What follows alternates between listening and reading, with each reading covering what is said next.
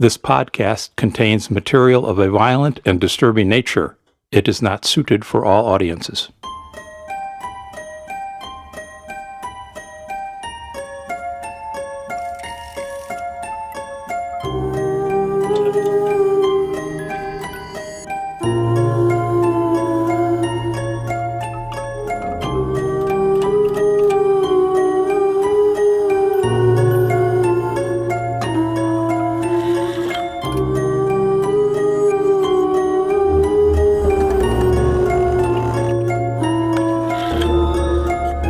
Welcome to episode 4 of Horror Tales, a podcast in which you can sit back and listen to a scary story.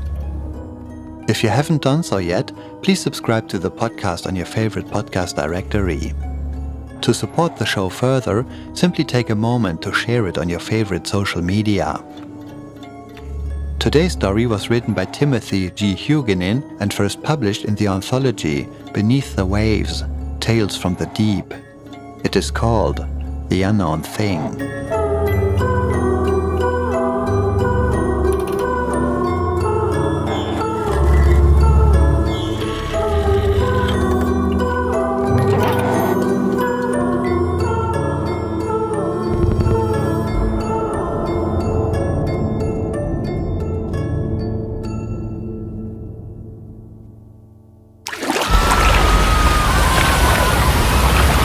Fall back! Fall back! The paddlers in Charlie's raft strained against the current, but even as he yelled it, he knew it was too late. He had come into the rapid too fast. A few kayakers were watching for safety on top of Touchstone, the big, dark sandstone block that pokes a sharp angle into the Augustus River.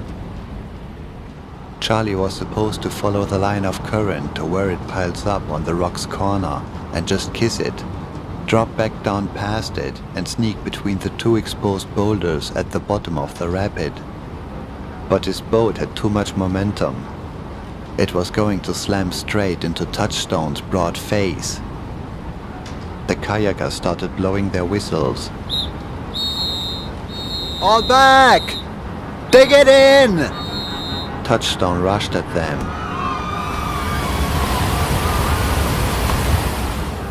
Charlie suspected if he'd had a free hand, he could have felt his heart beating through his life jacket. His stomach turned. They were toast. This is going to suck.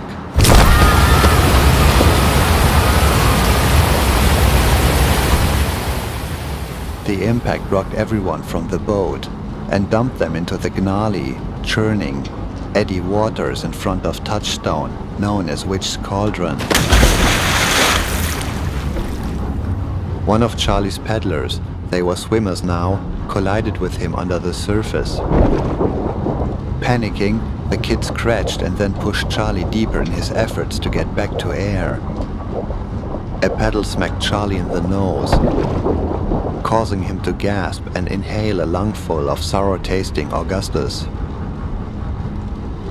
He swam toward the light, broke the surface, and coughed it out. Snot and blood flew from his nose. All the swimmers had been flushed out of the eddy except one. With Touchstone's wall blocking Charlie's view downriver, he could only assume the other boats from his company were picking up the swimmers at the bottom of the rapid. The kid in the eddy with Charlie grabbed onto one of the ropes that the kayakers had thrown. He was crying as they hauled him up. Charlie reached for the other rope. For a moment, he felt a degree of relief, but the current sucked him under again, and the wet pulley cord slipped from his grip.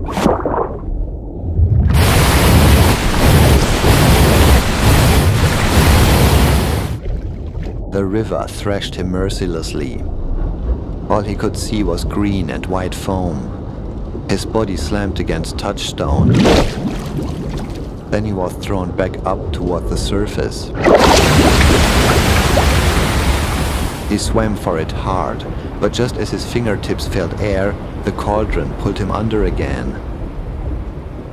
In water like this, it didn't matter how strong a swimmer he was. or how long he'd been a river guide.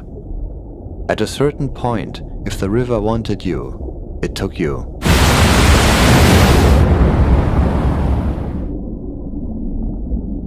He curled into a ball and emptied his lungs, hoping he could reach a deeper current that would flush him downriver. He sank deep into the cool darkness and surrendered to the mighty Augustus River. Another current did catch him, but not the one he was hoping for. He felt rock scrape against his back, undercut.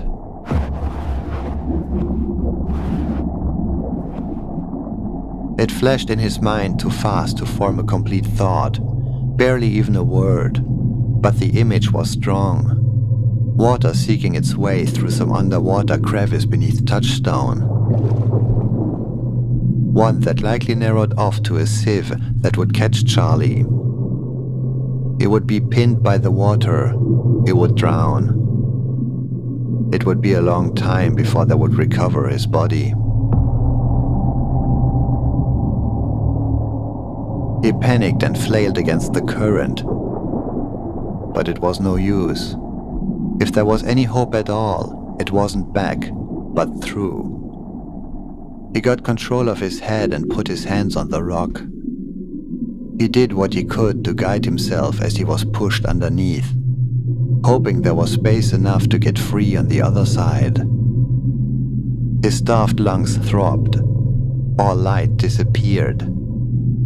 He stretched both arms out and felt rock all around him. Then realized the current had pulled him deep into an underwater tunnel. After a minute in the tunnel, his life jacket brought him to the surface again. But all was total darkness. He drank in the oxygen, and for a few moments he was so surprised to be alive that he didn't wonder why he couldn't see anything. There was a second after he began to breathe comfortably that he thought he'd gone blind. But he was missing more than his sight. Where was the sun's warmth? Or the sounds of the raft guides picking up his swimmers? It was cold here, and he could hear nothing but the echoing rush of water. He was still underground. Hey! He yelled, but he barely heard himself over the water's sewer-like sound. Nobody was going to hear him down here. As far as he knew, nobody was even aware that this tunnel existed. Hey! He screamed again, still teetering on panic's razor edge. His head and shoulders bobbed as he felt current drag him quickly toward more of the same blackness. The tunnel had widened so he couldn't feel a wall on either side, even with his arms outstretched.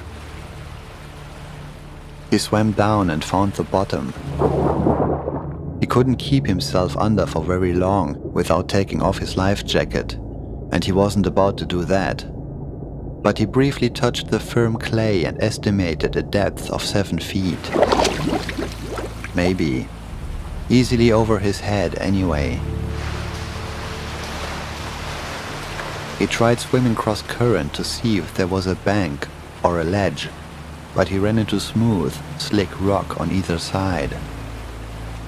It was maybe 6 feet across from wall to wall, but it was hard to tell without any light. He was still being carried along by the water.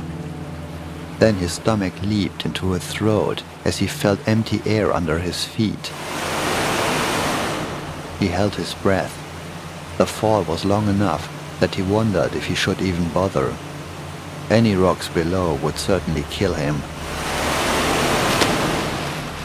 A deep pool caught his body without breaking it. He wasn't sure if he was relieved though. He knew there was no way he was going back the way he came. Is this it? Is this how it ends? One long swim in total darkness?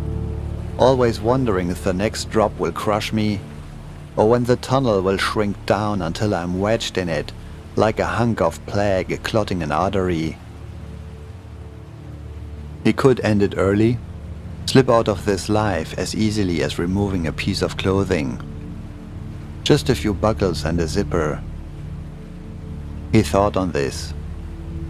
But as long as the current pulled him through this cave, there was a chance of rescue, however slight it was. He didn't know where the underground stream led. For all he knew, it could come out into the Augustus River again. Obviously, this water had to go somewhere.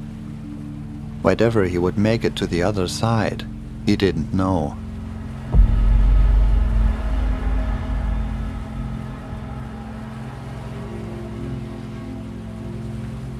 This wasn't the first time he had thought of throwing off his mortal clothes. For a while now he hadn't found pleasure in the things he had once loved. Literature, music, the river, the Appalachian Mountains. These only reminded him of what they had meant to him at a different time. A different life, it seemed. He didn't know why. He didn't know if he would ever get that back again. When it came down to it, it was always the unknown thing that made him hold onto his life. Fear of losing or attaining, whatever that unknown thing was. Hope or destruction on the other side. Fear and curiosity. Besides, he thought, shivering, dying of hypothermia is a better way to go than drowning, right? The water didn't sound as violent as before, but he still felt he was moving swiftly. He tried swimming back and forth again, hoping for a rock, an eddy, a ledge, anything. But there was no way to stop himself. Even if he could swim up against the current, there was that waterfall behind him. I'm really going to die down here. That thought settled on him, pressing down with a weight like the river's force that would inevitably bury him in this watery grave. What could he do to save his own life?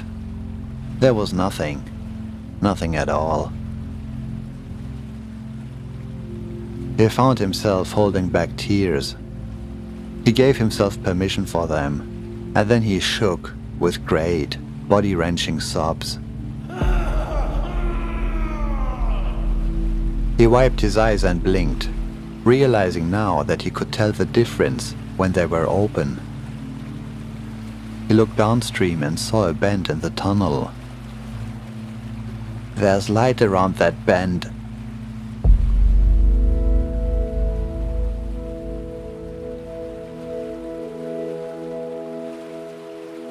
The dark, lonely weight lifted from his chest so quickly that he laughed. He swam with the current, toward that bend, toward that light, toward life and freedom. Yet, on the other side, he saw no escape. As a river guide, he knew water, so he knew the tunnel's bend had caused an eddy on that side. He swam for it. Unlike the roiling eddy lines of Witch's Cauldron, this one was calm. Though he still couldn't find purchase on the smooth limestone wall, at least he could wait here where the current curled back on itself and try to figure out the source of the light. But he saw no way out in any direction. Dim light seemed to emanate from the rock itself, or the air. And it wasn't white light, as the sun gives. Everything was tinted a soft teal. The tunnel walls, its dripping ceiling, his body, the water all around. Charlie wasn't concerned by this unnatural color. He'd been in a few caves before and his mind was focused on one truth. There was no way for this light to exist down here without some kind of opening, somewhere. There had to be an exit, if not here, then downstream. He swam into the main current and let it pull him. The teal light brightened slowly as he was carried along, never revealing its source. What is going on? Is the cold getting to my brain?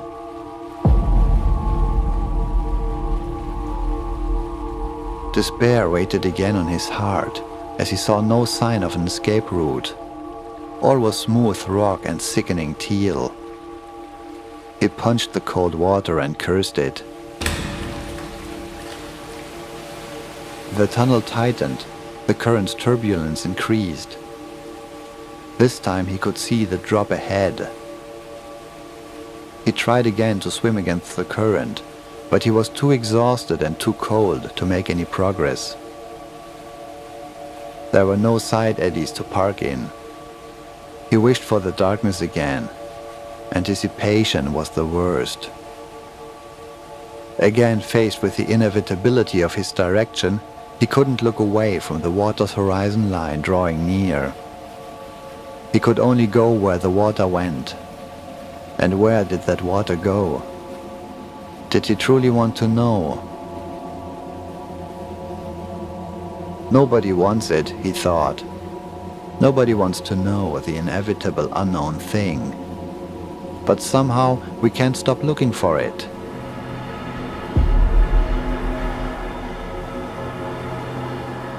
It was both an instant and an age before he was swept off the ledge. This time it wasn't a long drop, but a series of shallow ledges. He tumbled and slipped down each, the rounded limestone too smooth to grip. No doubt the rocks bruised his hips and buttocks severely, but he was too numb to really suffer anymore. On the second last drop he heard and felt a chilling crack as his head slammed into the rock and knocked some stars into his vision. He was jangled up, but his helmet took the brunt of the damage, saving him from a severe concussion. The last drop was gentler. The water deepened. The current carried him onward.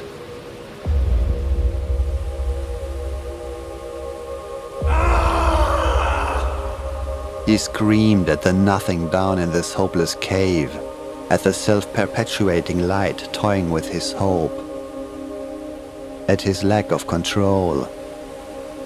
Beyond, as if it had heard his despairing cry, the cave split into 3 separate tunnels, none with any visible ground to stand on, and all tinted in eerie teal light.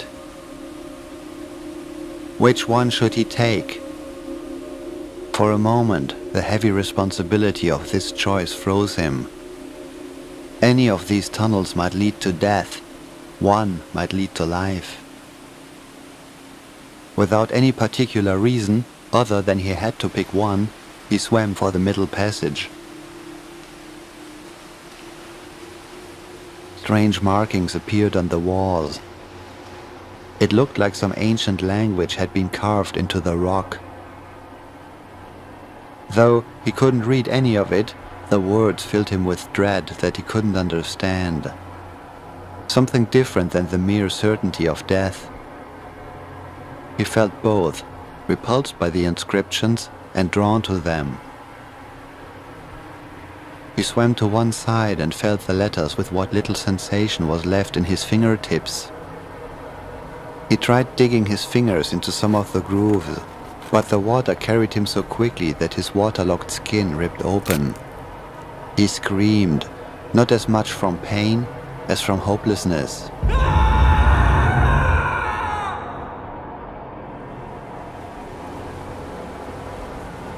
The tunnel twisted until it split again into 4 other tunnels, just like the one he'd been in, all glowing, all filled with cryptic letters. "So you want to choose your fate?" the tunnel seemed to say. "Go ahead, see if you can change it."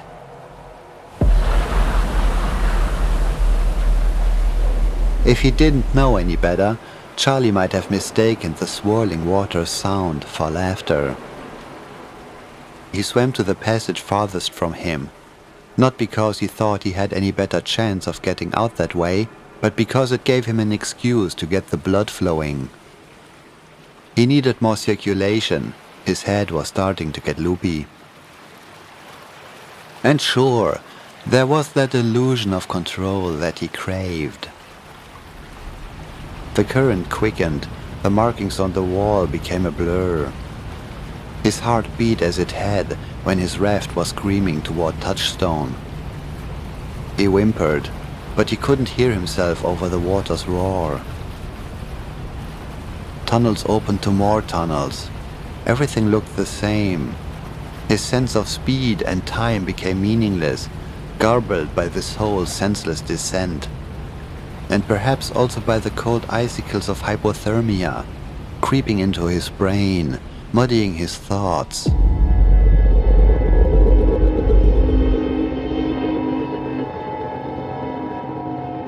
Charlie didn't even try to choose anymore. He just let the current take him where it wished. Self-agency was a sham. At last, he was dumped into a great cavern. The water calmed to a barely noticeable current. He gasped at monstrous stalactites hanging from the ceiling 100 feet above him, each one probably hundreds of pounds, their white limestone appearing bluish-green in that strange everywhere and nowhere light.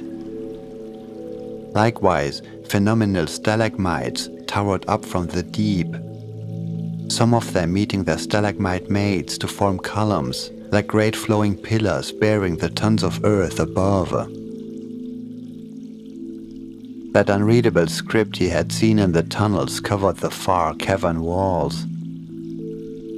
This huge, calm, lighted pool offered Charlie the chance to swim around freely, find some other route out of the cave. But instead of renewed hope, heavy despair still weighed on him. Indeed, it settled in with greater mass. For the teal light was thick and nauseating, the alien script nerve-wracking, the dripping ancient formations evoking a sense of unholy awe. He figured he was one of very few humans, if not the only human, ever to witness this dreadful cathedral. It's the unknown thing's temple. It was with difficulty that Charlie's sluggish brain formed this rather mysterious thought. Water dripped from the stalagmites into the pool. Each droplet took on its own sentience in Charlie's imagination. They shouted the alarm, warning each other of this intruder to their realm. He drifted slowly toward one of the smaller stalagmites, which was still wider in diameter than his shoulder's breadth. He hugged the slick, furrowed tooth and cried, "I can't, I can't," he blubbered. "I can't. I want to, but I can't." The water began to feel inexplicably and increasingly warmer. The light glowed brighter beneath its surface now, at the center of the cavern. The pool began to churn. Charlie screamed, clamped his eyes shut, and held to the stalagmite like a toddler wrapping himself around a parent's leg. If the current had wished to pull him from the rock, it could have, for he was too weak now to truly resist. But it left him alone. Terrible noises came from the pool's center. Watery noises, unnatural in their manner. I woke it. It's coming. It's rising.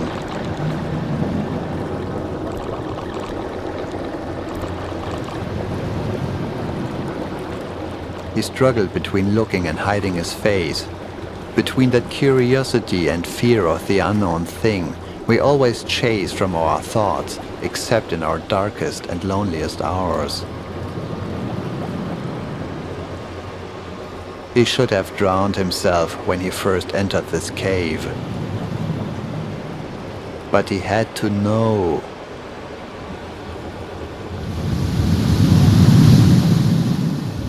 At last, he opened his eyes and gazed upon it.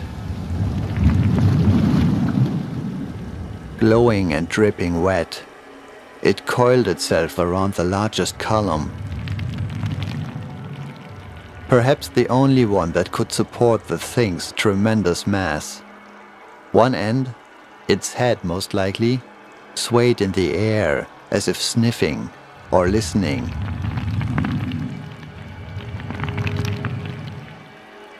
Charlie's rational brain yelled at him from across the great chasm in his drifting consciousness.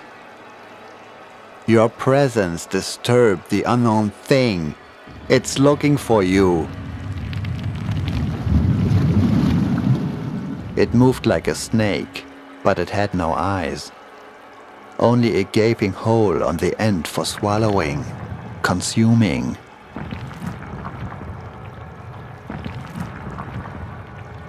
There was a gelatinous quality to its body. The worm stretched itself toward Charlie and hovered over him,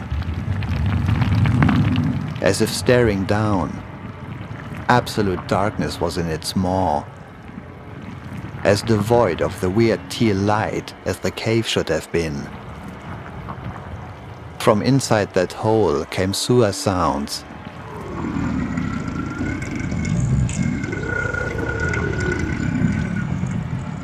Changing in pitch and duration.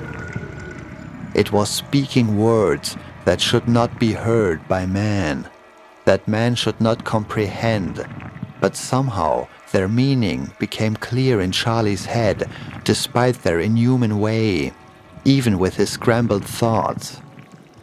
What are you?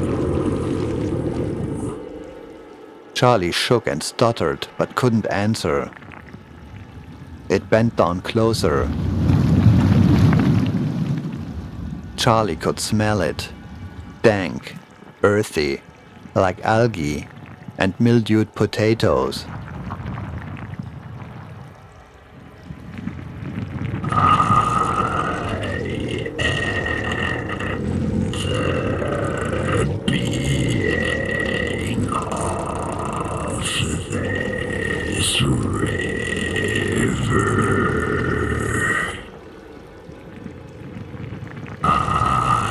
Sleep beneath it, as my cousin sleeps beneath the village, as her offspring sleep beneath the mountains.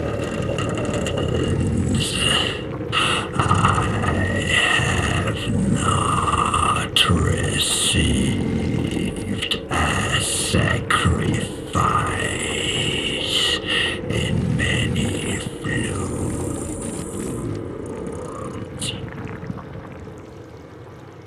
Charlie at last managed to respond.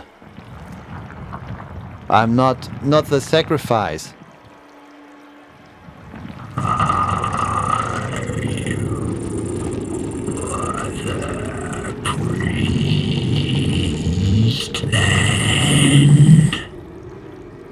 A priest has not come in many floods.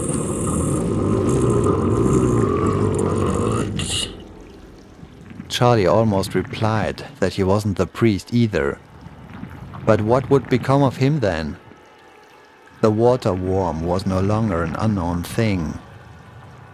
Charlie saw, he smelled, he could touch if he wished.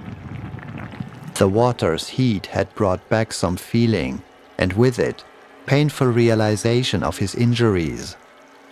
Now that this river worm was known, he wrestled between fear and curiosity of what unknown things lived in other dark lands.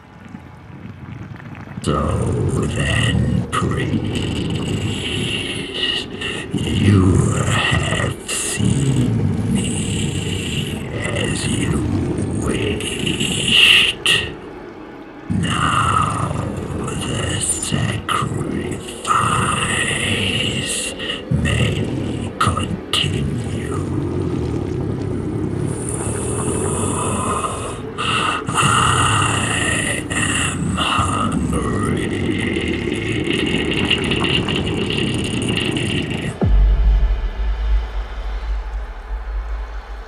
worm's mouth descended on him. His scream was silenced as he was enveloped. The darkness tightened all around him, snapping his bones, rearranging them. His lungs cried out for air. Inside the worm, swirling, coiling, through and down, carried along by water and musculature.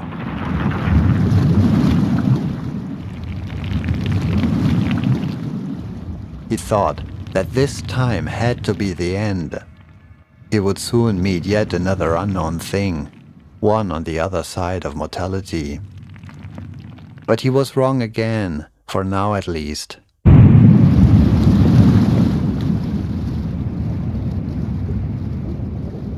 Flushed out completely, he found himself in a brownish-green mass of moving water. Light above, and not the unnerving teal glow from the temple. He breached the surface of the Augustus River. Far downriver from Touchstone and Witch's Cauldron, he gasped and shouted. The hot sun blessed his face. He made it to shore easily. He had no broken bones, no bruises, no scrapes or markings. Charlie knew it was no accident that he'd been spared. It was on purpose. Yes, his life had a purpose now. He took the path through the woods to the train tracks that paralleled this section of the Augustus, then walked the tracks upriver. He felt himself drawn, as if still borne by a current, by a purpose. He would find the group searching for his body. He would tell them of what dwells beneath this river. He would convert them all. He would send down a sacrifice.